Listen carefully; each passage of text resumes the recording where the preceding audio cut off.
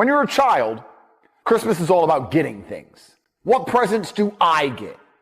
But as a man, as you evolve, as you grow, you realize that the only kind of joy you can find is to be the one who is giving. Because Dad's worked all year long. Dad has got up earlier than everyone else, worked harder than everyone else, and he's done it all year long, and now it's Christmas, and everyone gets him socks. Nobody cares. Only person who can make you happy as a man is you. And here's where the interesting conversation begins. Because, truthfully, you give things to the people you care about as a man via your excellence and achievement. If you love your family, you watching this, Mr. Midwit, sitting there who says, I love my family, I love Christmas, I love my family around the Christmas table, I would argue the point that you don't love your family. And the reason I will say that is because if you loved your family, you would be instantly and endlessly inspired and motivated to become as brilliant as possible so that you were now useful to them. All the people who are in your life, you show respect to them via a quest for excellence. If you had a woman and you truly loved her, you would want to be your best self for her. Real men, we don't want to be given that much. What we want to do is show to the people we care about how brilliant we are, and them to remind us of it endlessly. So if you are sitting there at home and you are broke, if you are weak, if you are lazy, you don't love any of the people you think you love. The only person you love, selfishly and absolutely, is yourself. I mean, they can look at you. I mean, you're sure your chick looks at you, your family looks at you like, okay, yeah, he's all right. They don't love you like my family loves me. Hundreds of people eat because of me. I am the big boss. I have never failed. I am loved completely. I'm loved as an overwatcher, as a protector. Nobody calls your phone when there's a problem because nobody thinks you can do anything about it. And if you actually truly love them, you would change. Because if you truly love somebody, you refuse to not be exceptional for that person. A grander and more meta thought I was having. If Santa Claus was a real person, and instead of going around through the world to decide who was naughty and who was nice, he went around through the world to decide who had genuinely worked hard this year and who hadn't. Would Santa give you a present? Or would he put you on the naughty list of boys who tried hard most of the time, but not all of the time? Because Santa knows when you are sleeping and he knows when you're awake. And the most beautiful thing about this little analogy I've come up with is that Santa is real. His name is God. And if you genuinely do what you're supposed to do all of the time, God gives you a present. Isn't that amazing? Work hard, the God appears, gives you what you want. So if you don't have what you want, there's only two possible explanations. One, God somehow got it wrong. Or two, you're a lazy fuck up. Because if you're truly depressed with your situation, if you're truly unhappy with it 24/7, like you should be, you won't stay there. You'll get out. And that's what most of you are doing. And Santa is watching you do that. And that's why year after year, nothing remarkable happens in your life. Let me repeat that. Nothing remarkable happens in your life. If you were to tell me your best story from this last year, not only would I not be entertained, I would likely be offended and bored. Did you go to a club? Did you go party? Did you go on holiday? Whoa, crazy. You've wasted another year and God knows it, which is why for Christmas you're going to get nothing but socks and you're going to stay a fuck up until you do something about it. If I just sit and wait long enough, God will give me what I want. No, he won't, because you're on the naughty list. I've already pointed out to you that you're a loser, as many ways as I possibly could think of a way to do it. And you continue to refuse to be anything better than what you are. You insist on being a wagey so you can stay there. The clock is ticking, and the calendar keeps moving forward, whether we like it or not. The question is, are you moving forward with it? Every year, many of us promise ourselves that this will be the year we make a change, chase our dreams, or finally live up to our potential. Yet too often, those promises fade into the background, and another year slips through our fingers. Today, I'm here to tell you, don't waste another year. This is your life. Every single day is a gift, and every year is a chapter in the story you're writing. The question is, what kind of story are you creating? Are you living with purpose, striving toward your goals and making the most of your time? Or are you letting fear, doubt, and procrastination hold you back? Time is the one thing you can never get back. You can earn more money, rebuild relationships, or even recover from mistakes. But you can't rewind the clock. Once a year is gone, it's gone forever. So why let another year pass you by without giving your all to the things that truly matter? Think about your dreams, your goals, and the life you've always imagined for yourself. How far along are you? If you're not where you want to be, it's not because you lack the ability or the potential. It's because you haven't taken the necessary steps. Success doesn't come to those who wait, it comes to those who act. Stop waiting for the perfect time. There's no such thing. Life will always be messy, unpredictable, and full of challenges. But those challenges aren't reasons to delay. They're opportunities to grow. If you keep waiting for everything to align perfectly, you'll wait forever. Start now, right where you are, with whatever you have. This year can be different, but only if you make it different. You can't expect new results with the same old habits. If you want to grow, you have to change. That might mean stepping out of your comfort zone, taking risks, or letting go of excuses that have held you back. Growth is uncomfortable, but it's always worth it. Take responsibility for your time. Every minute you spend scrolling through your phone, binge watching TV, or dwelling on things you can't control is time you could have used to move closer to your goals. Be intentional with how you spend your days because your days make up your life. Set clear, specific goals for yourself. Don't just say, I want to be better this year. Define what better looks like. Do you want to get healthier, build a business, improve your relationships, or learn a new skill? Write it down, create a plan, and commit to making it happen. Discipline will be your best friend in this journey. Motivation will come and go, but discipline keeps you moving forward. It's the ability to show up every day even when you don't feel like it. It's what separates those who succeed from those who only dream. Surround yourself with people who inspire and challenge you. The company you keep has a massive impact on your mindset and actions. If you're around people who are complacent, you'll become complacent too. Find people who push you to be your best and hold you accountable to your goals. Remember, setbacks are part of the process. You will face obstacles and you will make mistakes. That's not failure, it's learning. Every setback is an opportunity to grow stronger, smarter, and more determined. Don't let fear of failure stop you from trying. Celebrate your progress along the way. Success isn't just about the big achievements. It's about the small wins that add up over time. Recognize and appreciate every step forward, no matter how small it may seem. Visualize the life you want and keep that vision in your mind every day. Let it drive your actions and fuel your determination. When you stay focused on your why, it becomes easier to push through challenges and stay committed to your path. Don't compare your journey to others. Everyone moves at their own pace, and someone else's timeline has nothing to do with yours. Focus on your progress and keep moving forward, one step at a time. This is your year to take control. Don't let distractions, negativity, or self-doubt steal your time and energy. You have the power to make this year your best yet, but it starts with a decision to prioritize your goals, take consistent action, and refuse to settle for anything less than your potential. Think about where you could be a year from now if you start today. Imagine the progress you could make, the growth you could experience, and the person you could become. That vision is within your reach, but it won't happen by accident. You have to make it happen. So stop waiting, stop doubting, stop holding yourself back. This is your moment, your opportunity, and your time. The clock is ticking, and the year is already moving forward. Don't let it pass you by.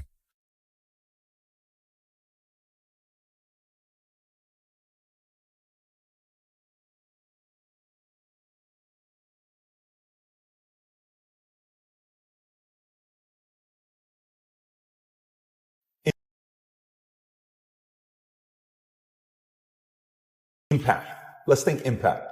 If a person's watching this content, most of the people that are watching this, a portion is going to be those that are haters, that just want to find, like, poke at the argument to find, you see, I told you, fine.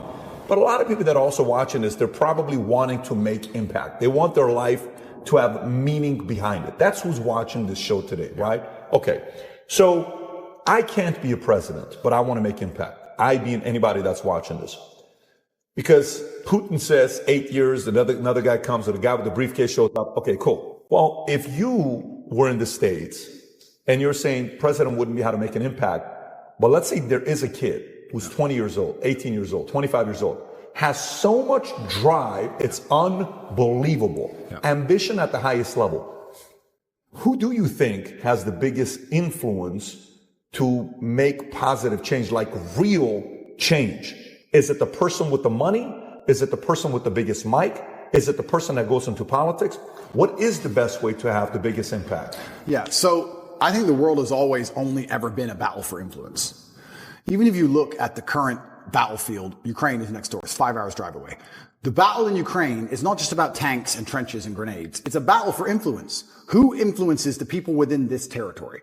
Who is in charge of the thinking, the language, the mindset of people within this geographical area? Every single battle, every single pitched battle, every single argument, every single debate has always been a battle for influence. If you have influence, you're an extremely powerful person. All of us here are some of the most powerful people in the world. How many millions of people listen to us?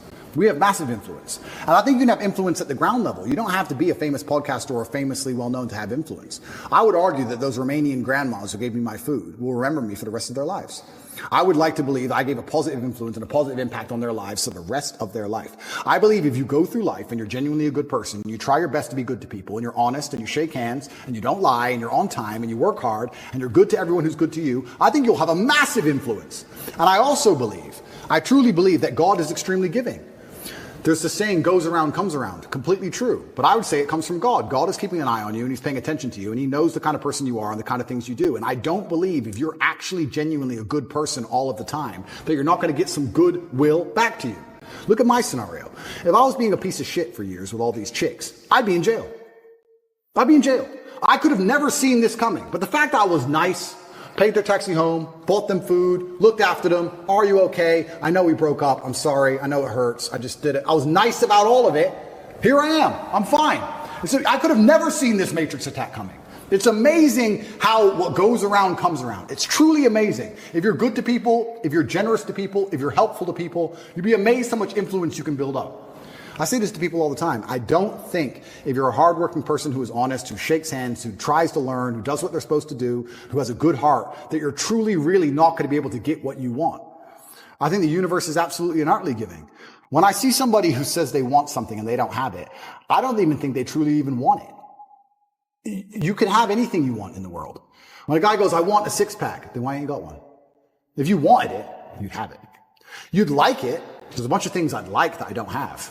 But I don't want them. Everything I've ever wanted, I've got. I've never wanted something and not had it. We all know what we're talking about here. There's things we'd like. I'd like to be able to figure skate. Not enough to go learn to figure skate. It's a weird look if you figure, although that other guy dancing like the way you dance is doing a pretty good job. Bottom G. You've seen this guy? He can figure skate. That guy kills the dance moves. Yeah, he's good. But your doppelganger. But if you truly want something, you're going to absolutely not really have it. So when it comes down to influence, I think you start at the base level, at the grassroots level. What if this guy's got, like, you know, for example, like, you know how when you were 20, were you this driven? Oh, absolutely. Okay, so when you're 20, who did you look at and say, I can do it as good as him, if not better? My coach, because I wanted to fight, and he used to beat me badly. Everyone used to beat me up when I was young, and I wanted to be the best. So I used to go into the fight championship. Okay, how about communication? Who'd you look at? Were you always a good communicator? I can see you being a great communicator since you were 14 years old. Am I pretty?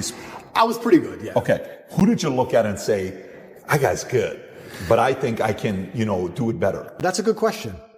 And I think that, you know what I'm asking. I know what you're asking. I don't know if there's one particular person I took nuances from, because when you're a great communicator, you know how to be serious, and you know how to make people sad and angry, and you also know how to make people laugh. There's different people who can do lots of different things. So who was that? Was it somebody that was multifaceted like that? I think it was a lot of different people. And I also think that... Did you pull from comedy as well, or no? Certainly did, but I was also extremely self-critical. I think that's where a lot of it comes from. I'll watch this podcast back 15 times. I will notice every single time I made a mistake. Just then I said, I'll watch twice. That was a mistake. I will watch this back 15 times and I'll identify every single error. I have an email list and I sign up and I get words of the day. I get 5 or 6 new words a day, which I try my very best to memorize. It's harder than you think to memorize 5 words a day, but I always try to make sure I have the most interesting vernacular I can possibly have, a wide vocabulary, so I can be very specific with my points. The reason I actually did that, I keep talking about my dad, but I'm his son. I have the same name, Emory Andrew Tate III. He was Emory Andrew Tate II.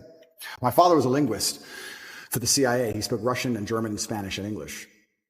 And I think I've told this before. Back then, when they needed someone who spoke Russian, they would take a Native American and teach them Russian. Nowadays, we have a bunch of Russian-speaking allies. You can go to Estonia, Latvia, Lithuania. They're all NATO and just get a Russian speaker.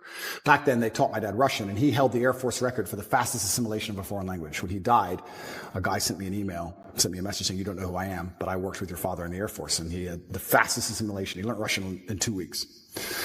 Crazy. And I remember saying to my dad, "Will you teach me Russian?" He said, "Boy, you don't even know English."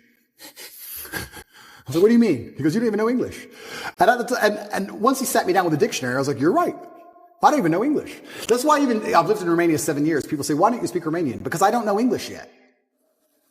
I need to finish the first job before I learn the second. I don't know English. There's a bunch of words I don't know. I can't speak how he spoke. So I don't have time for a second language. Yeah.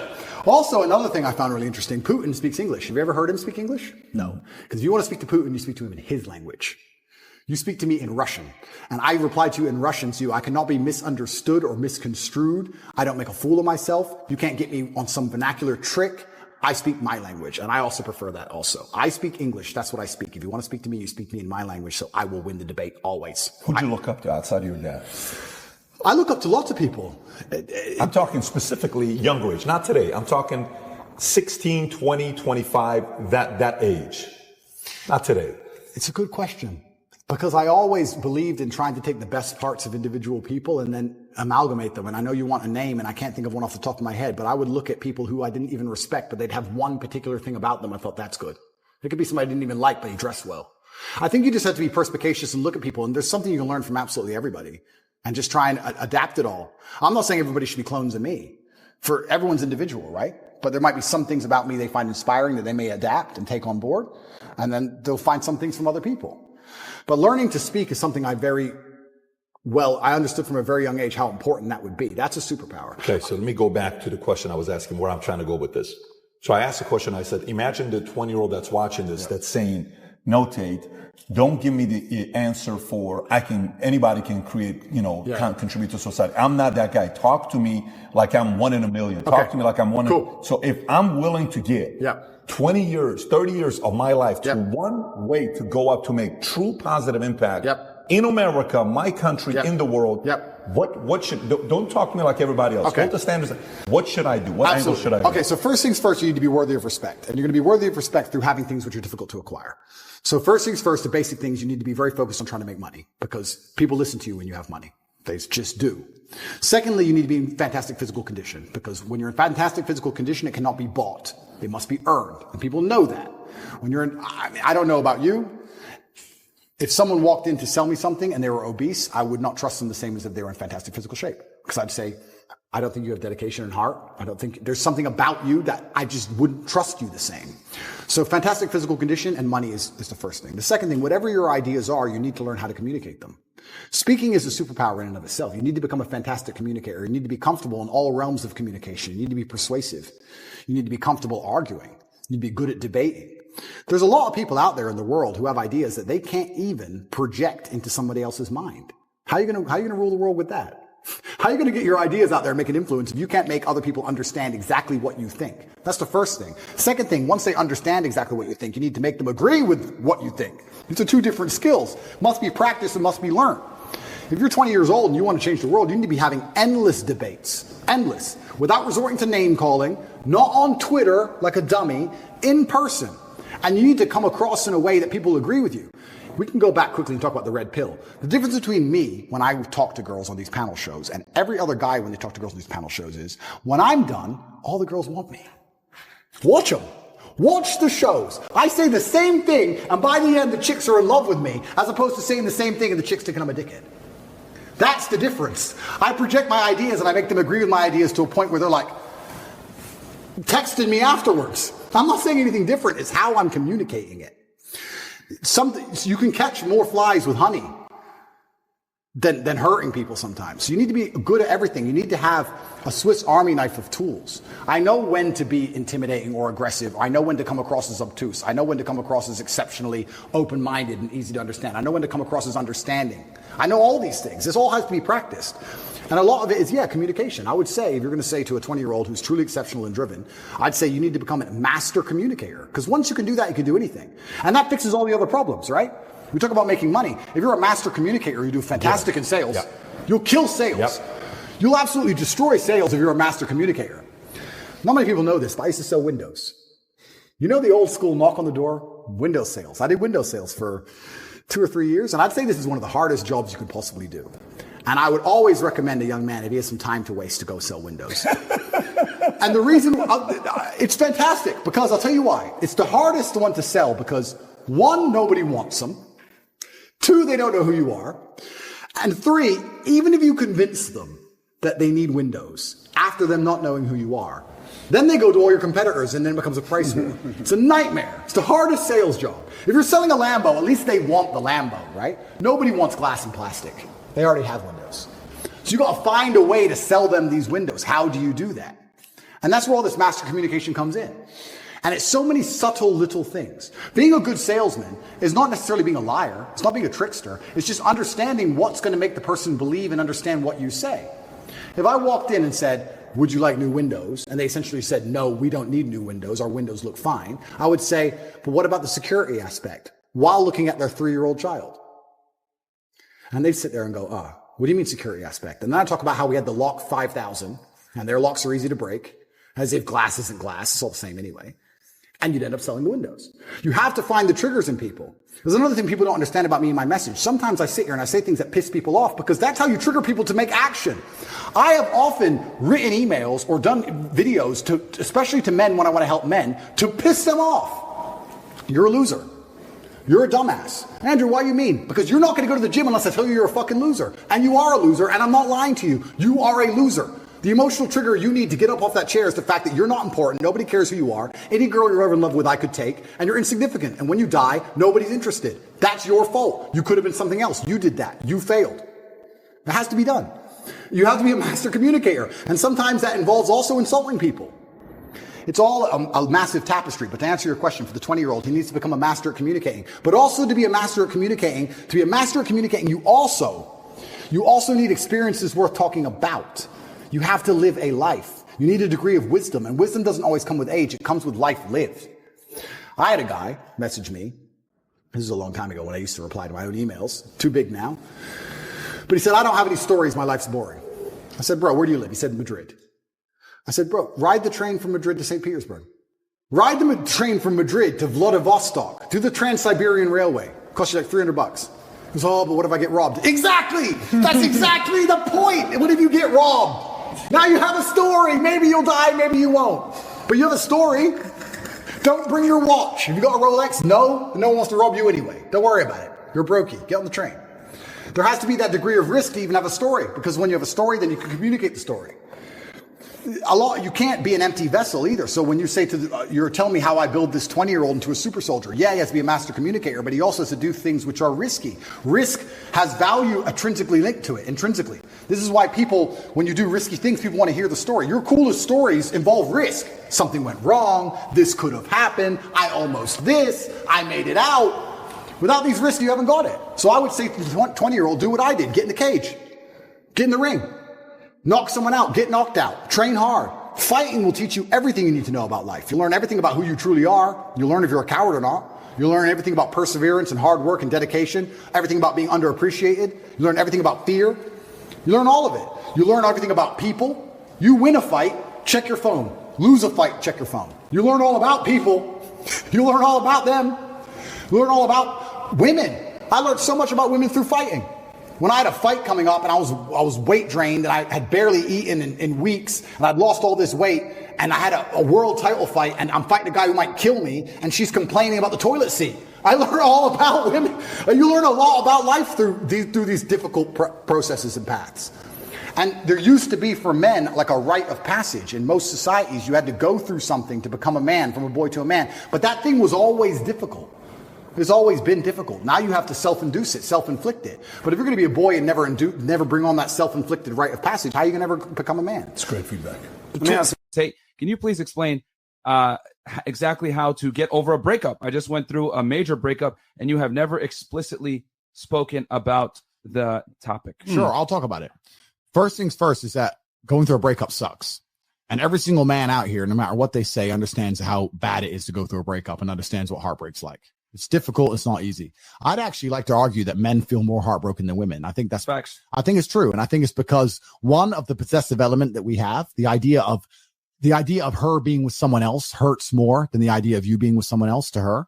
And secondly, because you have a lot less options than she has instantly. So I think that breakups are worse for men than they are for women. And I understand how difficult and hard they can be. However, unfortunately, the unfortunate reality is that chasing her and being dedicated to her and saying you're going to do whatever she wants, etc., is very unlikely to work. When I get a message from whoever and he goes, my wife left me, I'm devastated. I say, I understand. I completely understand how hard it can be to lose a woman that you've given your entire life to. And you've done so many nice things. And then because of one thing you did, her innate and absolutely insane level of ungratefulness has turned her bitter, and she now talks to you like she hates you over one thing you've done after thousands of efforts showing how dedicated you are to her. And even now that you're prepared to die for her, she doesn't give a shit about you. I understand that pain. But my answer is good. It's still good. When bad things happen to me, You love it. I kind of enjoy it.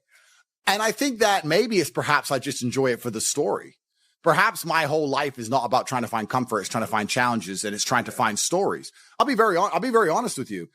Even in jail, my brother and I kept saying, this is probably the best story, one of our best ever stories.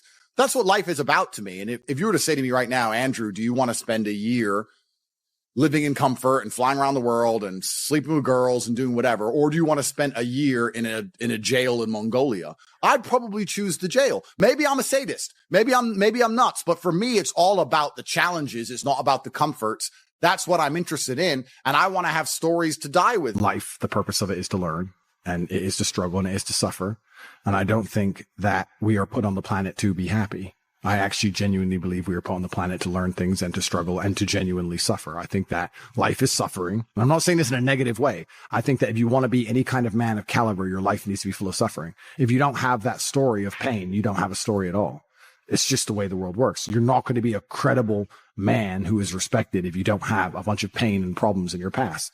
If you wake up and you're born as a man and everything goes exactly to the way you want it to, and everything's nice and easy, nobody's going to respect you. And you're not even going to be happy yourself. I believe that also the masculine imperative not only is to give, like we said earlier, but it is to overcome struggle. We look at struggles and we look at problems and we want to overcome them. When you're truly heartbroken, you can't even sleep. And your mind is constantly preoccupied. And instead of seeing that as a negative, what you need to do is use that as a source of unlimited power. If I was truly heartbroken today, let's imagine, and I could barely sleep, I'd be in better shape than I've ever been. I'd train like a fucking animal. You have to just take the energy inside of you. Energy cannot be destroyed. It can only be converted, whether it's heat into light or momentum into friction or however you want to put it, right?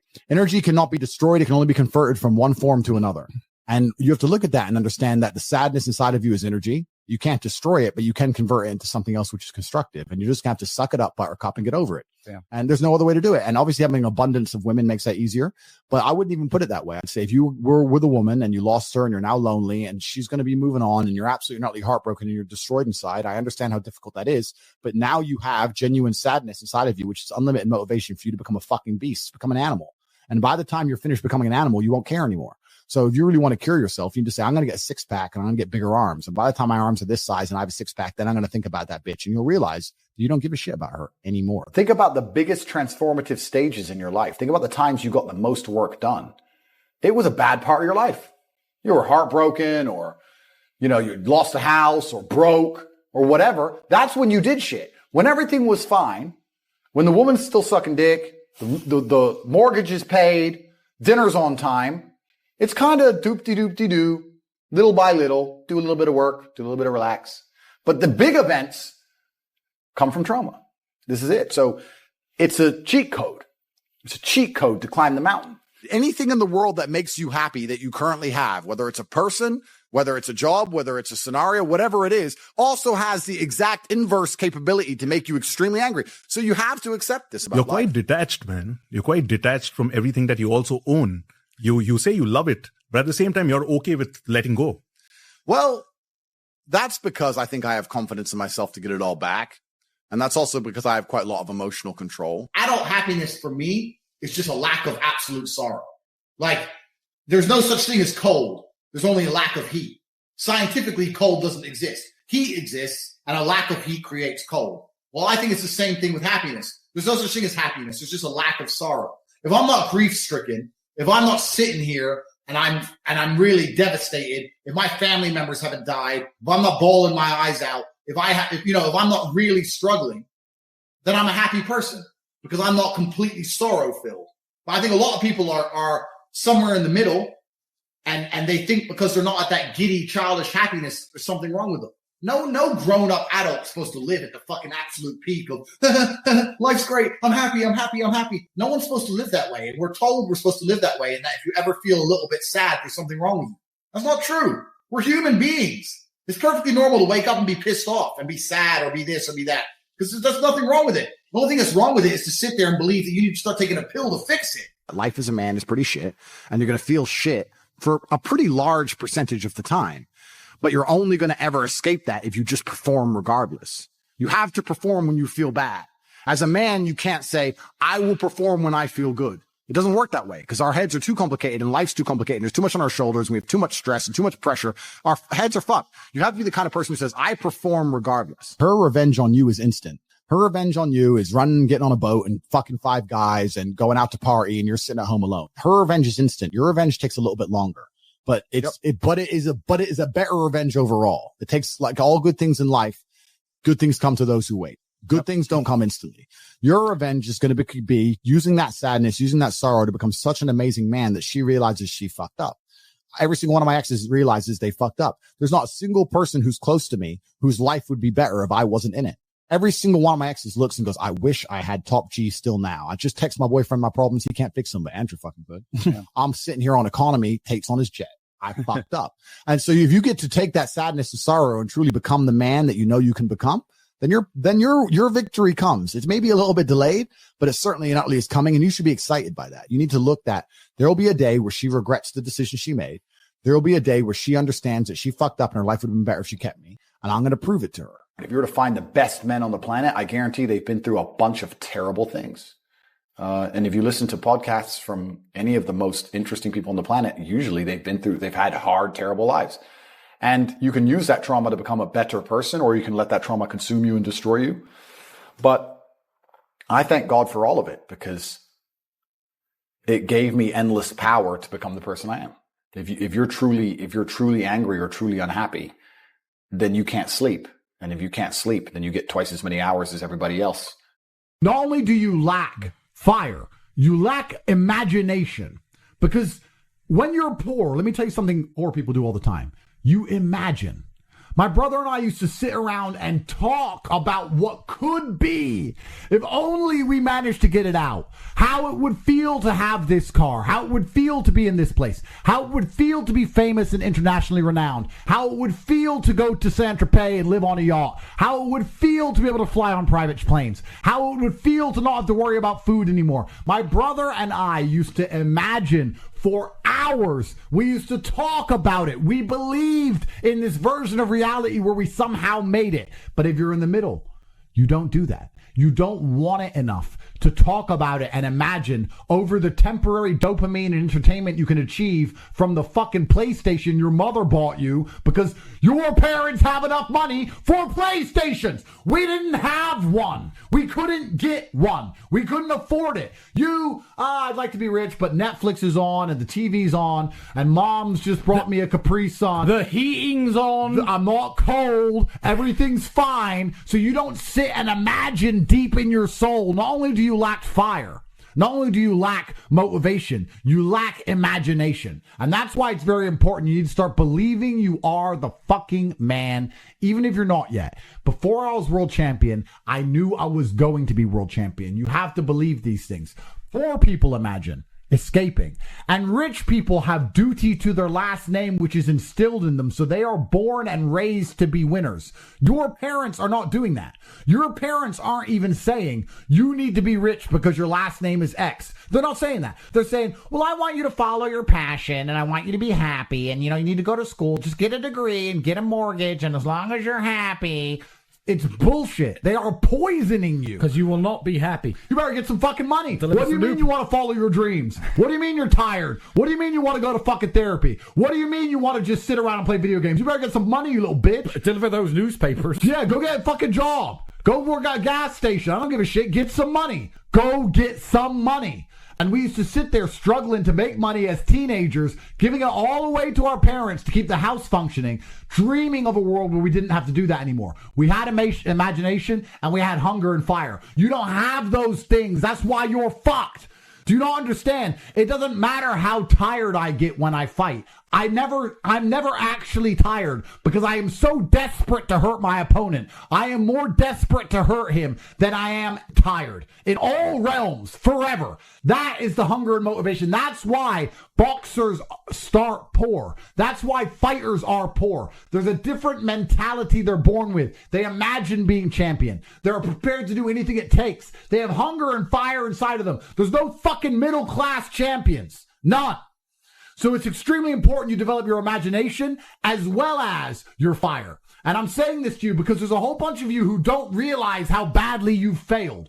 You were born somewhere in the middle and you're still somewhere in the middle. You grew up in some middle class fucking household. Your parents had a car. Your parents had jobs. They had a mortgage. They paid their house off. You've now moved out. You got some fucking average ass apartment in Miami. You fucked the odd girl. You got some Audi. You make a little bit of money. You think you're a G. You're a fucking nobody. You've not even managed to surpass your parents. You haven't elevated on any level. You're exactly where they fucking were. You're at the same fucking place. And I'm telling you, unless you get into the ultra wealthy, unless you're in a position like my brother and I, where you can spend millions and millions of dollars a day for the rest of human time, eventually you're going to end up some degree of slave. You need to start imagining what actual freedom is. You need to start seeing beyond the confines of your comfort. You need to start developing the hunger it's going to take for you to elevate to the highest possible echelons and stop being enslaved by your comfort, because that's what you're enslaved by. It's extremely important.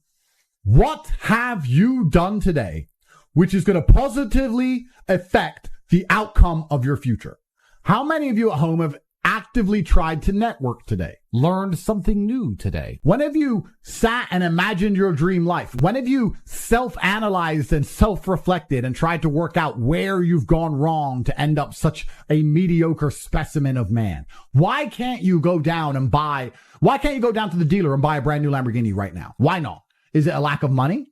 Is it a lack of, what is it? Is it only money? Are you afraid if you buy one you'll get robbed? Are you a pussy? What is stopping you? Have you even thought about any of these things? Has it even crossed your mind? It's extremely important, gentlemen, that you understand the chessboard and understand exactly where you are so you can make changes. Most of you are not actively building a future. You're not actively trying to build the dream life that you want to have. And then you expect it to just appear. Do you know why? Because when you were born in the middle, your parents put food in the fridge. It just appeared. The heating was just on because it was cold outside. Do you not understand when you were born here and it was cold outside and you said, Mom, it's cold. Can we put the heating on? She'd say, do you have any fucking money? Put on a sweater. Sweaters are free. You'd say, no, I don't have any money. You ain't got any money. Why do you want the heater on? It's like, because I ain't got any well, it's cold. Well, then get some fucking money. We were taught, if you want something, get money. Mom, I'm hungry. You got any money? No. Well, then you're hungry. Bitch, get some money. We knew. You never had that problem. You think your dream life's going to just appear on your doorstep because food just appeared in your fridge and the heating just fucking turned on. It was given to you by your fucking parents and they have neutered you. They've taken away your fucking spirit of resistance, your spirit to conquest and fight back. That's why people at the bottom, we understand intricately. We understand this viscerally. We understand that nothing is going to come to us unless we go out there and get it ourselves. And once you have that, you have endless motivation for all things. That is extremely important.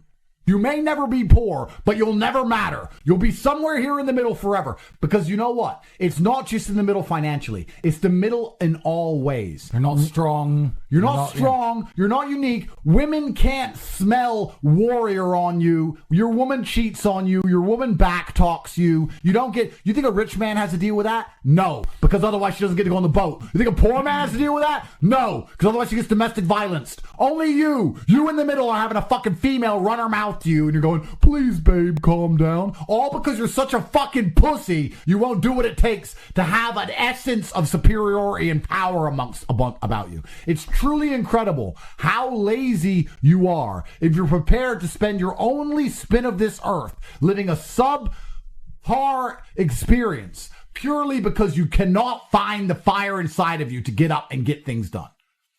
God wants to see you take care of what he has given you. Nobody continues to give gifts to the ungrateful. This is absolutely true about life, except the people who are most likely to get gifts when they're ungrateful are the idiots in the middle. When you're at the bottom, you don't get gifts at all. If you do, you better fucking show you're grateful for it or you're never going to get it again. At the top, if they give you money or give you gifts, they expect you to go out there and do something fantastic with it, like they would do, because they have high expectations of themselves and their bloodline. But if you're in the middle, you're allowed to fuck up. Do you think Barron Trump is going to be allowed to fuck up with Trump's money? Doubt it. Do you think the people at the bottom are allowed to fuck up with the few dollars in the house? No. You know who's allowed to fuck up? You. Somewhere in the middle, you can borrow a bit of money. You can, oops, I got in debt. Oops, I gamble. Oops, I'm a dummy. You can oops. And guess what? They'll bail your stupid ass out. You will never truly feel the sting of rock bottom. And that's why you're going to stay where you are. I'm going to build my wealth in 22 years. 22 fucking years? That's how much time you have? That's how much food's in your fridge, you little bitch? You're going to sit around and just wait 22 years? People die in our world. We don't have 22 fucking years. We have things to do. We have to go and get it. We have hunger inside of us. You are so lazy. Most of you have a plan to get rich in 3 years from now, and that's fine. You don't understand you could get rich in 3 weeks if you tried.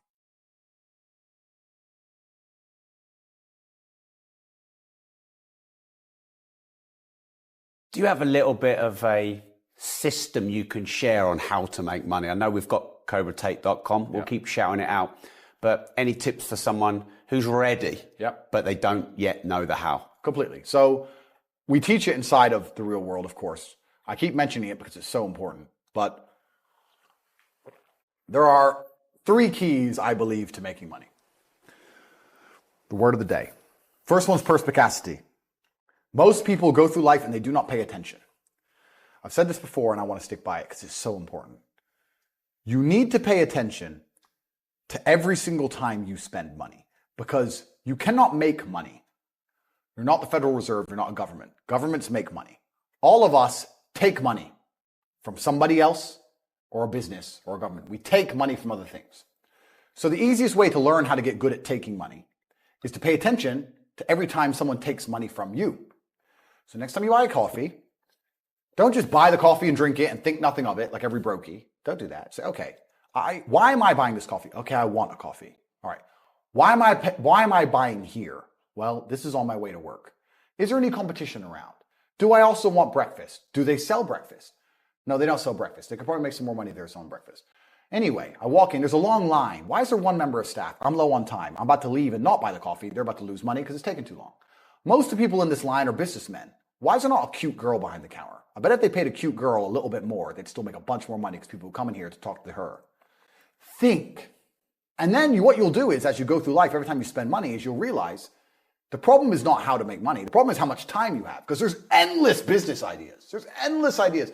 I walk into a coffee shop, and by the time I've walked out, I already know exactly how to open up next door and outcompete them head to toe. I already have worked out how much is the rent, where are they fucking up, what are they not selling that they should be selling, what are they doing good, what are they doing bad, this chair's too hard, I'll wreck them. And I'll send it, and now my network is so powerful, which is the second point, network, I can send a few messages on WhatsApp and make a bank transfer. And 2 months later, there's a brand new coffee shop next door with my name on it, put them out of business. So the first thing is you have to pay attention. Because if you pay attention, you'll start to learn that money is everywhere. Every building is owned. These are skyscrapers, bro. Billions. Every apartment nowadays is $1 million. Million. You drive down a street in London, you're driving past trillions of dollars. There's money everywhere. It's all around us. When I was broke, I thought that the world was broke. I thought that there was no money. And then I got rich and realized that I was completely and utterly wrong. There's so much money.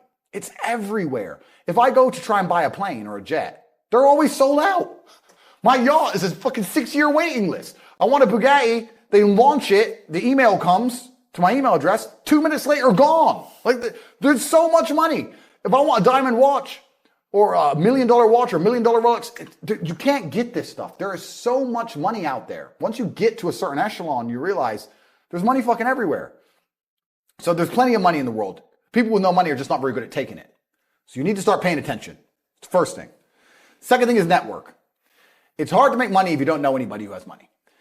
If you sit in a room full of ice cream experts and all they talk about is ice cream, how to make ice cream, the different flavors, how to store it, how to move it, how to sell it, even by accident, if you hang around with these people long enough, when someone asks you a question about ice cream, guess what you're gonna know the answer. You're gonna say, you know what? That's because it's pistachio and that needs to be 2 degrees higher than chocolate. And you're gonna look like a smart ass. So if you sit in a room full of people who are making a bunch of money, everyone understands this. Your network is your net worth. You're the sum of the 5 people you spend the most time with. Everybody understands this. And then they still hang around with fucking losers because they're dummies. You're right. I am the sum of the 5 people I spend the most time with. Anyway, this is my friend Nick. He's so funny when we go drinking because he gets really drunk. Losers. I don't talk to anybody who is not winning. Every phone call I will answer, if I answer a phone call, it is from a winner. I don't talk to losers. Everyone I talk to is rich. Everyone I talk to is making money. Everybody. If my entire reality is full of multimillionaires making money, how am I not going to make money? And this is why network is so important, is because it's the same reason that wolves hunt in packs. If you're a lone animal, you have one set of eyes. But if you're a pack, you're watching every single angle, every single side. Perhaps I might miss something. I'm as perspicacious as possible. But one of my friends identifies that the war in Ukraine is going to change and the Russian ruble is going to pump. And you can make a bunch of money on a Forex trade, for example. I may not have noticed, but he'll notice. Now I've made a bunch of $1 million for getting a text message, right? Because I have friends who are paying attention. All of us are paying attention. So your network is super important. That's another thing. We'll go into this because I have something called the War Room, which is also on corporatate.com. I'll let people read for themselves, but that's my private network. And we specifically talk about money and a few other things. But that's is that like more like a mastermind? It's the real world's how to make money, and the War Room's what to do with money, if that makes sense. Yeah. It's all on corporatate.com.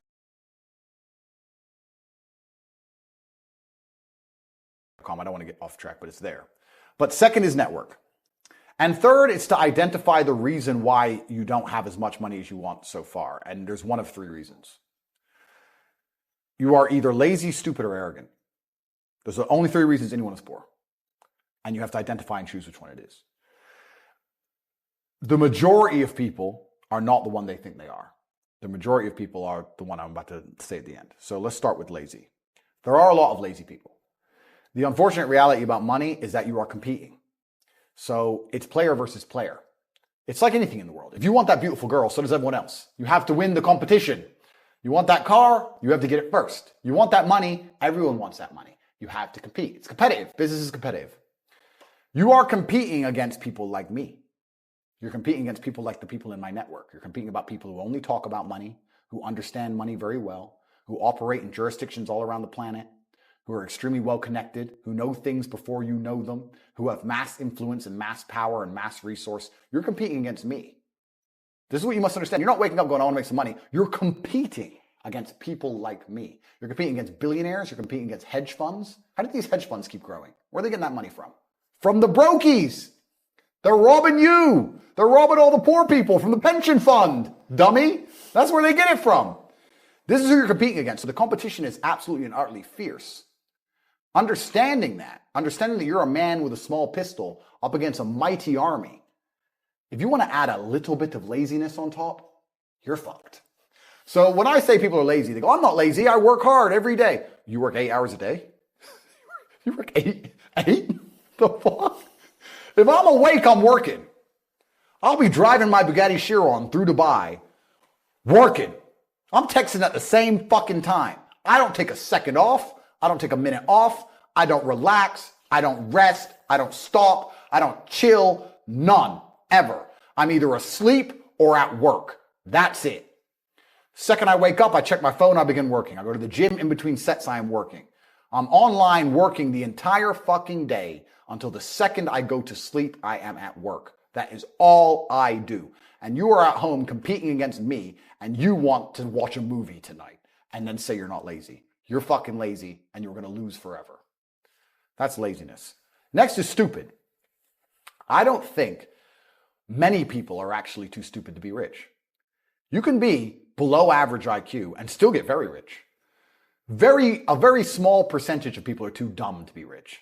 The slave minds, they'll never be rich because the matrix tries to keep you poor because when you're poor, you can't think like we talked about earlier. So everything the media tells you is designed to make you poor. They want you broke and struggling because if you rely on the government for food stamps, then you can't argue with the government, can you?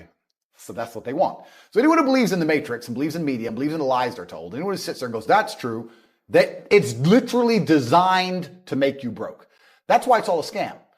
Do your GCSEs, do your A-levels, get in debt, go to uni, get out, get a shit job, get a mortgage. Don't worry, when you've paid that mortgage off when you're 61, then you'll have enough money to go to Spain for holiday.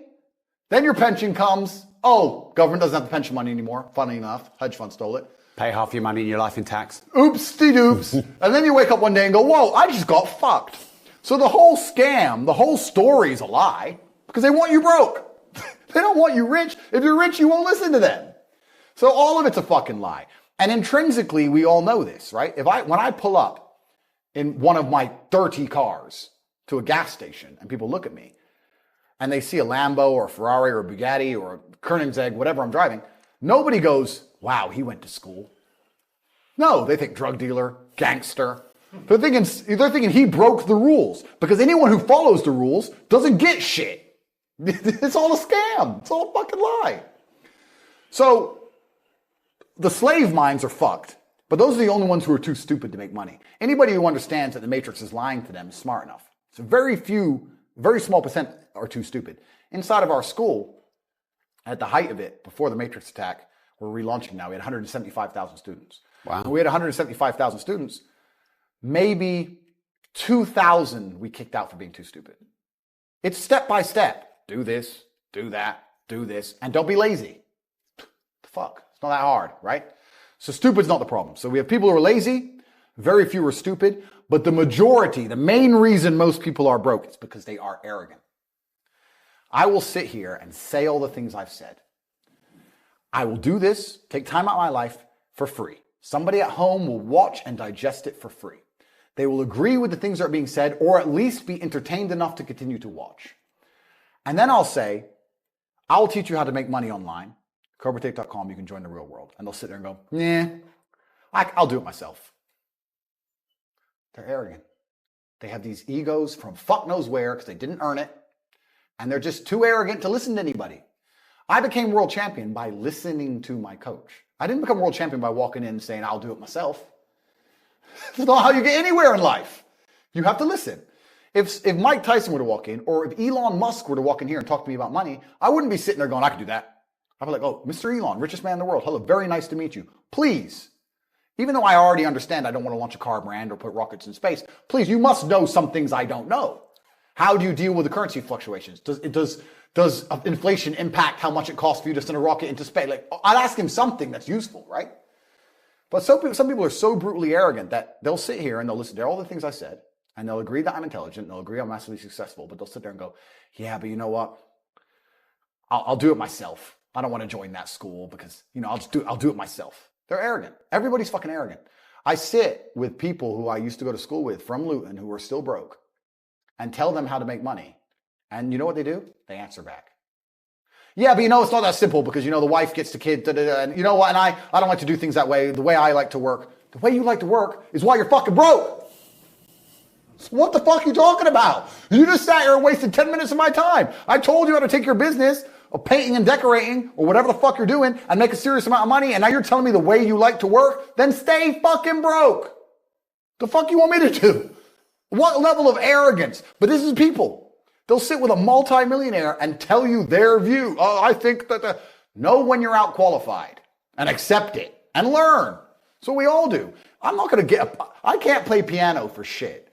If the piano teacher walked in here and said, this is what you do, and I said, well, I like to move my hands this way. What kind of dumbass? But this is the arrogance people operate under. So I'd say 20% of people are lazy, 20 to 25%. A large portion of the world are not lazy. They're actually working exceptionally hard, but they're doing the wrong thing. 5% of people are too stupid. So say 25%, 5% is 30%. But 70% of people are brutally arrogant, and this is why they are poor. That's the truth. And how did you make your first million? Good question. I've talked about this already. It was an unorthodox strategy. I've talked about it at length, so I won't give the whole story because it's too long. But I identified a gap. I identified a market. I approached the scenario and the situation extremely professionally. And I worked exceptionally hard.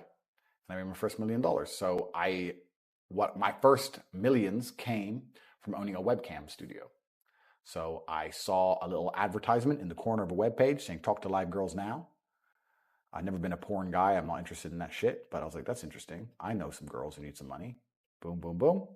I put together this apparatus, extremely professional. No fucking sexual misconduct. No Dan Bilzerian. No threesomes. Nothing. Very professional. 50-somes if it's down. Very professional outfit. And I used all my business knowledge and all my life knowledge, and I applied it.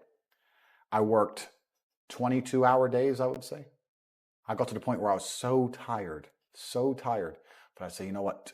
Give me 20 minutes. And if I could hear the alarm go off, I'd get up. Sometimes I just slept clean through it, and I slept an hour or two. For months and months and months, and I built an empire. I built an insanely large empire at one point. I'm completely out of that business now. But how did I do it? As in, did you sell it? I didn't sell it. I just closed it all down. I moved on. I started making a bunch of money, and I found other opportunities. But how did I get that opportunity? Perspicacity. First thing I said, pay attention. I paid attention. I looked at the girl. I'll give you the coffee shop example. This is what I did. I clicked on that advert. I saw the girl sitting there, miserable, waiting for a customer.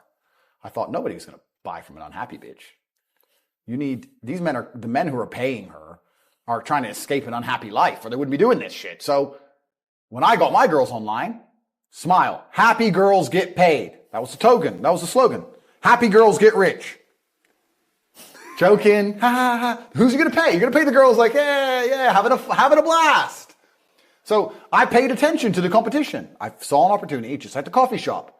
So all the things they did wrong. The room was messy. Camera quality was shit. There's the basic stuff. The way the girl acted and interacted. All that stuff. And I applied it all by paying attention countless hours watching everybody else, finding the way to do it better, just like with the coffee shop, and I did it better.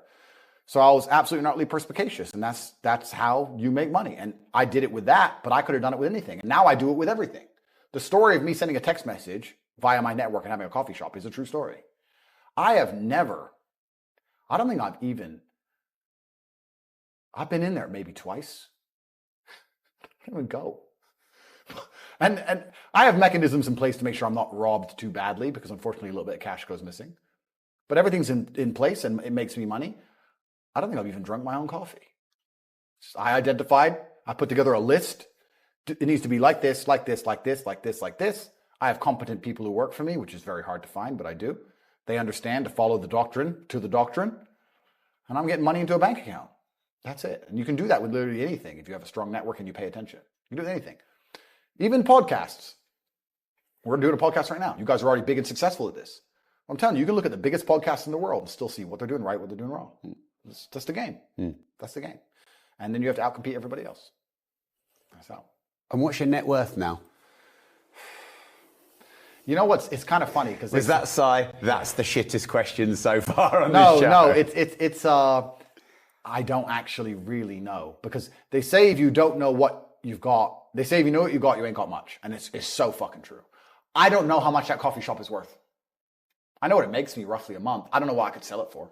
I can guess now, like if I were to put a 6 times multiplier on it, I could guess. But then what am I doing for every property? How much are all my properties worth? Fuck knows. Different than when I bought them. So the price has gone up, down. I don't even check. Don't know. So how much all the property worth? I can guess. How much the business is worth? I could guess. How much is my brand worth? If I put my name to something, it sells. I've been offered $50, $60, $70 million to sell junk to children, which I wouldn't do because I have too much morals. How much is my brand worth? I'm the most Googled man on the fucking planet. God knows. Like, I couldn't guess. I would guess that because there's different metrics of measuring the value of, say, a business, sometimes they'll put a 3 times multiplier on it, sometimes they'll put an 8 times multiplier on it. Let's put it this way. Hustlers University, 175,000 students, was doing about $13 million a month profit. That's an online educational company. Online is the future. Education is the future. It was seamless, fantastic. It outcompeted Oxford, Cambridge, everybody. It was the best school on the planet. Not just because we had 175,000 students, because we retained 175,000 students. That's the key. 175,000 people were making more money than they invested each month. There's no other platform on the planet that can do that. We had no competition. There was no other online digital learning platform that was even 1% as close. We were the largest online digital teaching platform on the planet. And everybody wants to make money. So everybody wants to join. Male, female, rich country, poor country. That's $13 million a month that was doing. So what's that? $120, $130 million a year? 8 times multiplier? What's that worth? 800 million by itself? Like, depending how you want to estimate it, I can sit here and say I'm worth $200 million or $1 billion. I could be a billionaire with net worth for the things I own, things I'm in control of.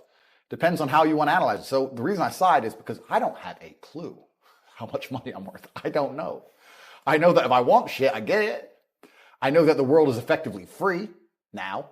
I'm at a point of money where I never, ever contemplate the price of anything ever. The whole world, the only way I can explain being ridiculously rich is that everything is completely free. So if you want something, even 1%, even if you want something a little bit, the cost is 0% consideration. So I have 30 cars. I tried to stop at 10, but the car owners know I'm going to buy them, right? So they decide to launch a new Lambo and they text me and go, hey, new Lambo. I don't even ask to see a picture. I'm just like, okay. Because I'm not going to notice the money going missing. So why not at least, I might only glance at it for 3 seconds. I may never even drive it. I might just go, oh, yeah, it's all right. That's worth the money to me because the money is worth nothing.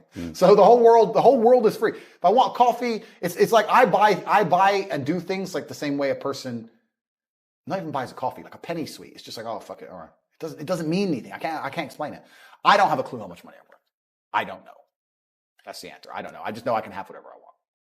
Hey, before you go, if you want to watch the full uncut interview with Andrew Tate, no holes barred like you've never seen before, you can watch it here. And before you go, make sure you like the video, subscribe to the channel and turn the notification bell on. And remember, if you don't risk anything, you risk everything.